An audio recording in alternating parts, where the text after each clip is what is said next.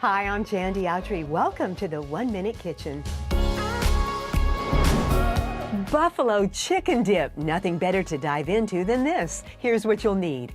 Some chicken, grilled or fried and deboned. Blue cheese, cheddar, cream cheese, and sour cream, some plain yogurt or mayo, and black olives, jalapenos, or green chilies. You'll also need bacon, ranch dressing, and Frank's Red Hot sauce, plus seasonings like salt, pepper, garlic powder, and Tony Chachere's Creole spice. And you gotta have chips too. In a bowl, combine cream cheese, sour cream, mayo, and the hot sauce.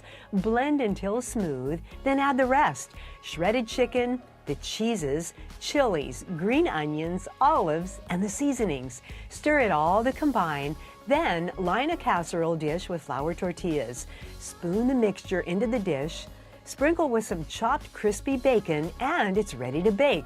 25 minutes and your dip is done. Garnish with green onion, diced tomatoes, and parsley or cilantro.